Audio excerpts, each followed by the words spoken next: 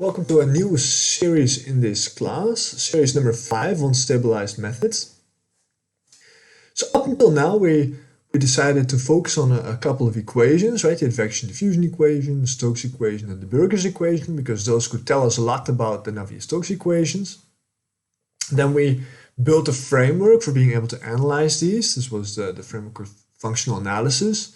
And in the previous series we did some early analysis, and the focus of those videos was on the normalized version of the Advection diffusion equations. So I have that one again here at the top, where we have divided the left and right hand side by the maximum value of the magnitude of our advection to get a normalized version of the equations. So hence all the tildes here. So I've also decided now to write the diffusion coefficient divided by the maximum of that advection magnitude to call that this normalized diffusion kappa tilde, because I didn't want to keep on having to write the entire fraction out. So that's the equation that we're dealing with. Then we developed a weak formulation for that. So that's the one that we see at the bottom here. Bilinear form equaling a linear form, but the definition of the bilinear form is stated here in the center. And from now on I'll actually be using this notation quite a bit. So these are L2 inner products. And we know that these are going to be simply the integrals over the domain of the two entities multiplied by each other.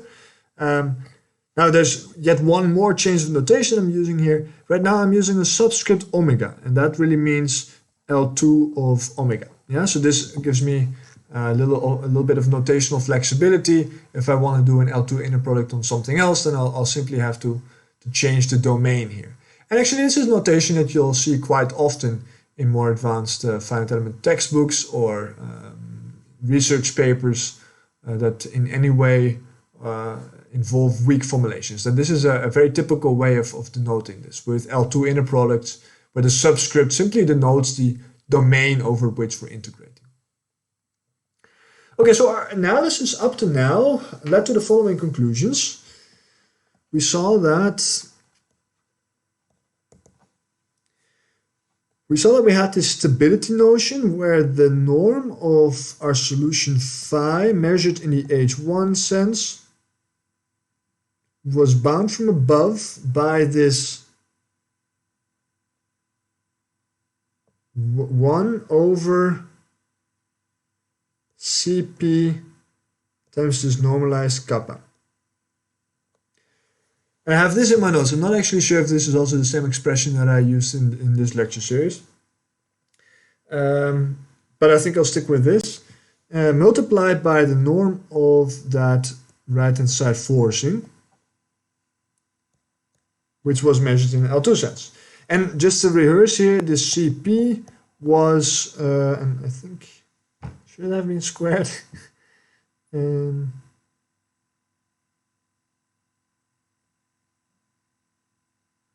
Yeah, I think this was a square. Okay. Where Cp was Poincaré's constant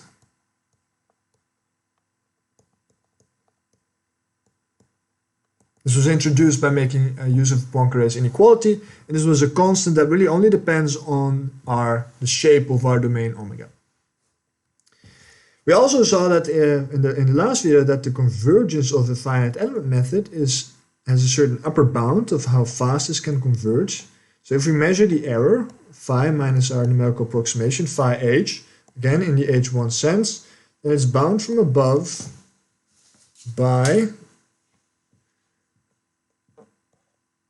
some constant that depended on the interpolation times our mesh size h to the power p, where p was our polynomial order of our basis functions.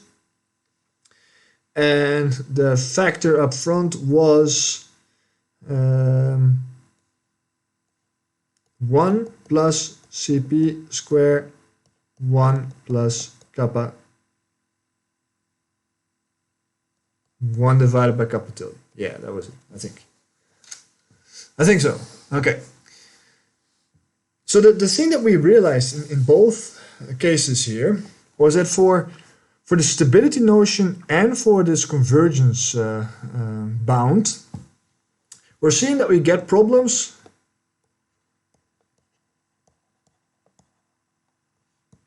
when kappa this normalized diffusion goes to 0. And in terms of convergence, then we saw that this constant up front becomes very large, which simply means that the error that we're making in our finite element scheme is smaller than something that's very large. Well, that's not very useful, and in fact we see that we get actually terrible solutions for coarse meshes. And this has a lot to do with the stability of the PDE itself, right? Because the stability here at the top has nothing to do with any finite element approximation. This is really baked into the partial differential equation. It's a direct relation of the physics. And where we also see that if kappa goes to 0, then we can get very large changes in solution, left-hand side, for very small changes in our forcing, our source function or whatever. And of course, that has to do with, that's also going to influence the stability of our numerical approximation. And that is, in a sense, also where this problem of this convergence comes from. So how do we solve this?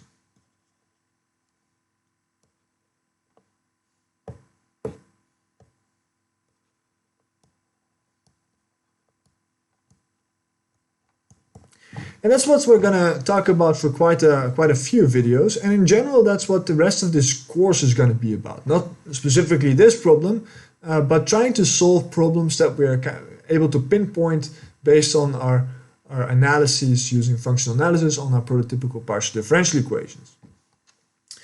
And the first solution strategy for this particular problem, the advective instability, that I'll propose is the concept of artificial diffusion.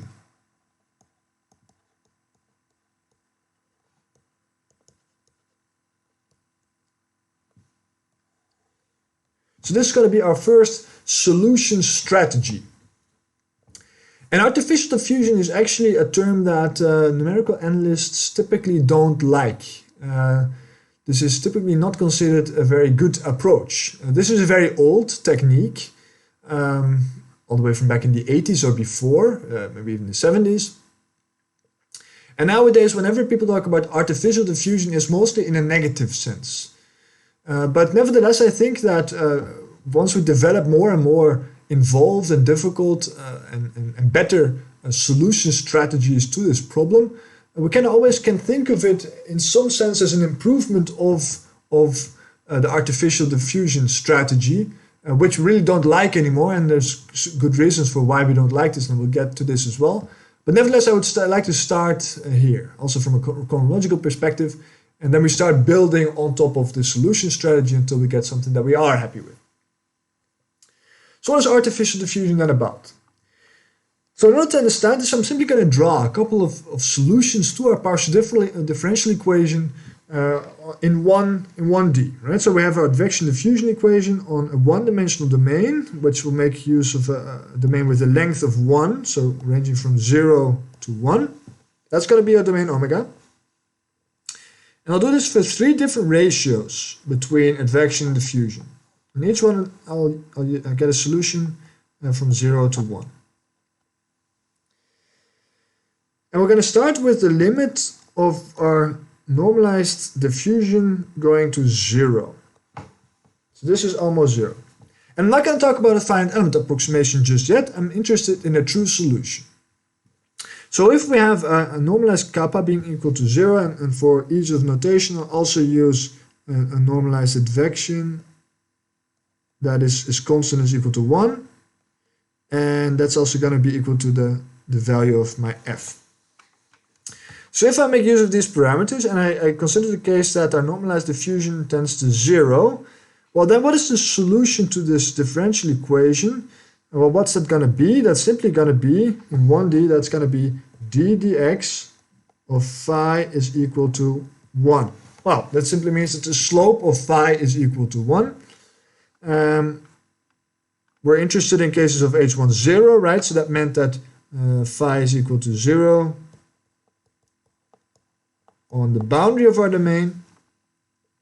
So we have a solution with a slope of equal to 1 that's going to be 0 here and 0 here. Now, of course, it can't be can't have a slope of 1 everywhere, and that's simply because we're dealing here with a limit, right? So we're not actually setting kappa at equal to 0, but we're limiting to that. And as we're limiting to that, the solution is really going to look like a triangle almost. So we have a very sharp corner here. And so and the value here of phi will be 1, right? So that ddx of phi is 1 everywhere here. And it satisfies the boundary conditions on both the right and the left hand side. And pretty much just get a triangle. That's going to be our solution in the limit of kappa goes to 0. So what happens if we then use a slightly higher normalized diffusion? Well, on a large part domain, we will actually get the same solution value, something like this. But maybe towards the end, the second derivatives, because that's what the kappa is really involved with, right? So with the second derivatives, they're certainly non-zero, they're actually pretty high. So if our kappa starts to become a little higher, then our solution is going to be influenced in that range with the higher second derivatives. Yeah, so we might get something that's slightly more round off, like that. And if we use an even higher normalized diffusion, then that smoothing is going to be more extreme, and we might get something that looks like that. Yeah? So now even the slope around here is going to be affected. But in all cases, we have not changed our choice of advection being having a magnitude of 1 and our force having a value of 1 as well. So this is the true solution, right? Or some illustration thereof. Now suppose that we want to get a finite element approximation of these functions. So then we'll use a mesh, right? We're going to partition our domain in a couple of elements. Suppose that we use something like 6 elements in each case.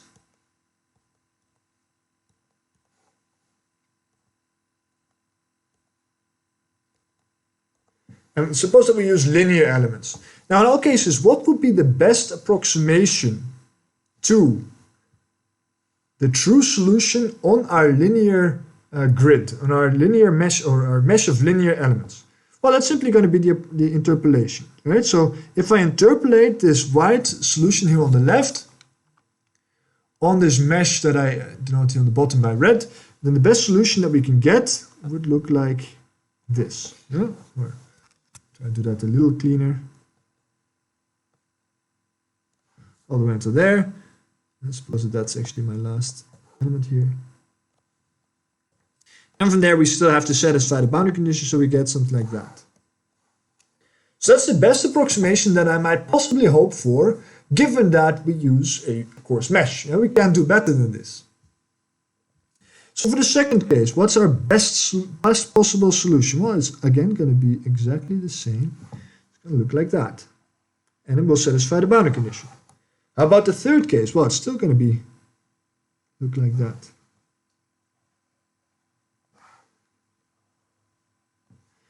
So what we're observing right now is that by adding, or by a situation where we have a higher diffusion, our optimal finite element approximation does not change, or inversely stated, at some point decrease in the diffusion, we cannot really hope to get a better approximation anymore, because our mesh resolution is not able to capture these steep layers, the steep boundary layers. So the solution strategy that we might suggest is that if we want to solve a partial differential equation that looks like the one on the left, it has this extremely steep layer, then let's not try to do this. Let's try to add diffusion up until the point that our true solution is smoothed out a little bit, but that our finite element approximation might still look exactly the same. Yeah, because based on our analysis here, this is going to be an extremely difficult partial differential equation to get a good convergence for, whereas this one might be much more, or it's going to behave much more stably. So what we want to do is we will add a little diffusion,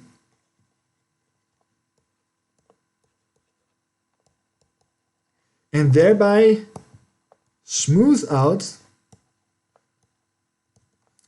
what we call the subgrid scales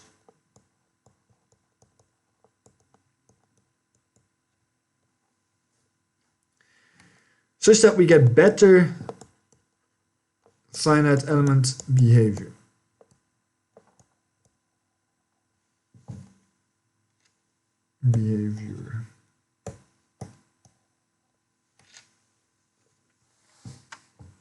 So rather than using the partial differential equation that has this very low diffusion, we will actually make use of a partial differential equation that has a slightly higher diffusion, such that we get more stable finite element schemes, get a better approximation to, well, really the wrong partial differential equation at that point, but nevertheless, given the coarseness of our grid, we won't be able to see the difference between the partial differential equation anyway.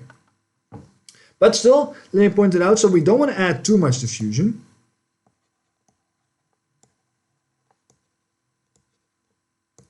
We want to retain the global physics.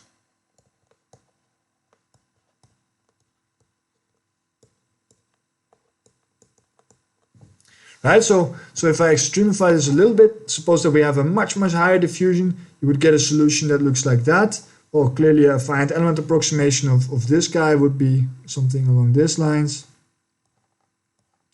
And that's really not what we want, right? So we want to add just a little bit of diffusion, just enough, such that our finite element schemes start to behave better, but the approximation that we do obtain still really resembles also the original partial differential equation that we're interested in.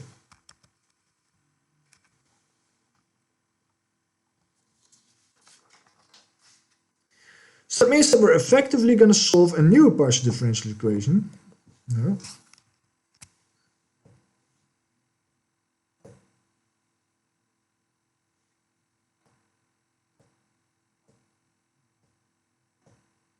I think I figured out a while back why I'm not allowed to change my pen, but I forgot already.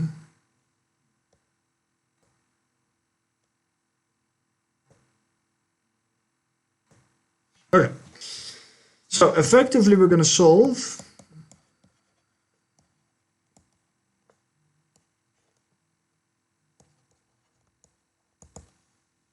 a new partial differential equation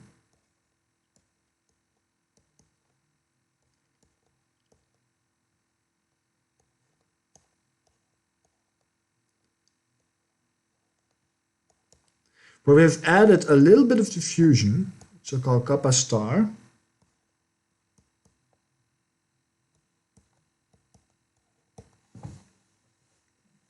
and that's the one that we're going to solve with our finite element scheme.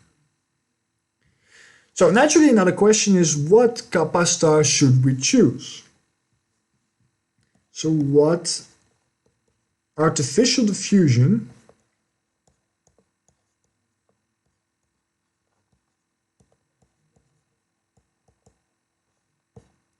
is optimal?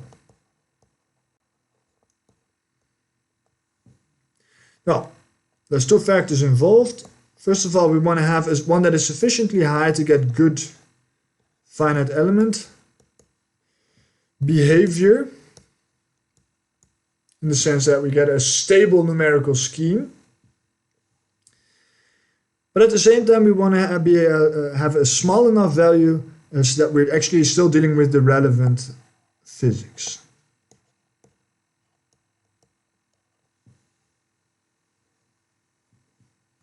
Okay, so let me show you some numerical experiments again. So these were the graphs that we saw last time. This was, and actually my video is kind of covering the main description here, but let me just remind you, this was an advection diffusion equation on a square with a circular hole in 2D, where we had for just that problem, for different ratios between advection and diffusion, we get different convergence of a finite element method, right? For different meshes with certain steps in the refinement, measuring the error, in this case in L2 norm, we get a log-log graph that looks like this, where we do see quite nice straight lines, but the majority of our data points here are actually above 100% error range here. So that's the problem that we're trying to tackle. Let me consider here the blue lines. Let me zoom in on that one. This is still the original partial differential equation, right? So this is not with any artificial diffusion. And we have a diffusion coefficient here of 0.002 and an advective velocity of 1.8.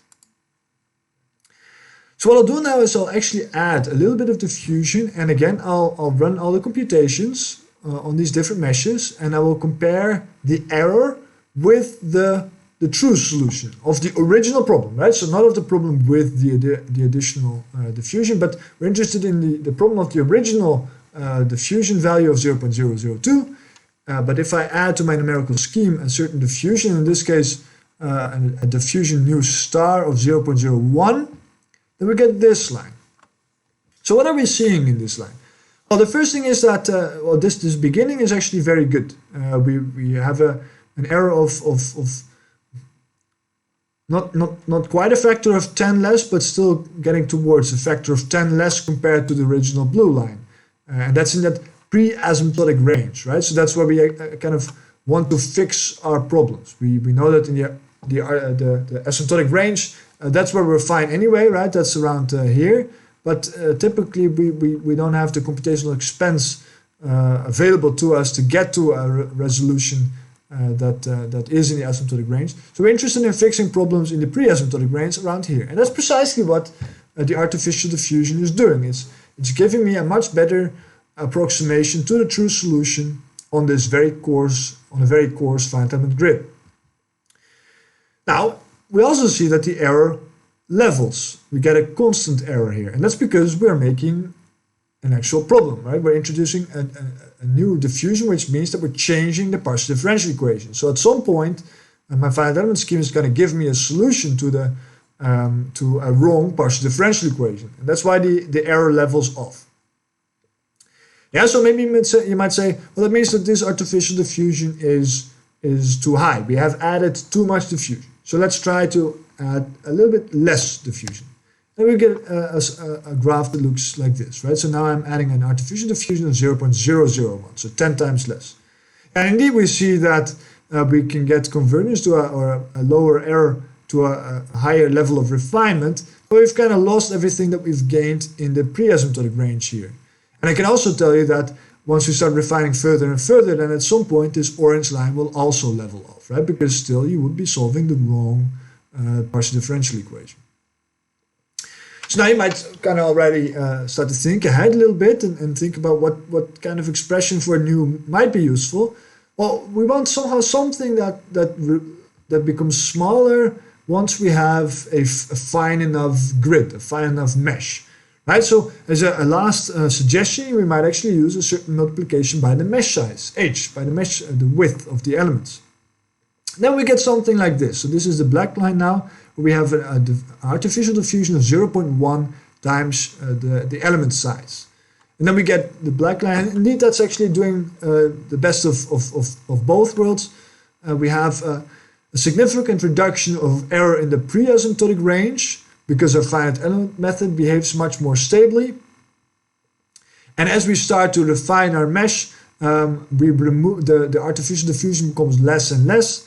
So it's essentially removed from the partial differential equation. And indeed we get also for higher mesh resolutions, we get still the small errors.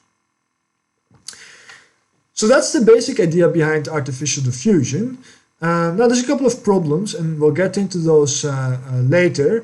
The one that I might already point out right now is that the expression for this artificial diffusion is clearly not so trivial. Why am I using 0.1, for instance? So these are problems that we will have to think about, and there's quite some analysis involved in what kind of artificial diffusions you might have. So what we'll do in a couple of next videos is we're going to look at what the issues are with this strategy, artificial diffusion. We'll actually see that it's introducing also diffusion at places where we might not want to introduce diffusion. So that's one thing we can fix. Then another thing that we will see is that it's not that the true solution no longer satisfies our finite element scheme. That's called variational inconsistency. That's a big problem. That's something we'll fix. And we'll also get a little bit into what would be nice expressions for the value for nu. Yeah, so In this video, we looked at the basic idea of artificial diffusion. In the next couple of videos, we're going to try and extend upon this basic concept. Okay, thank you for your attention.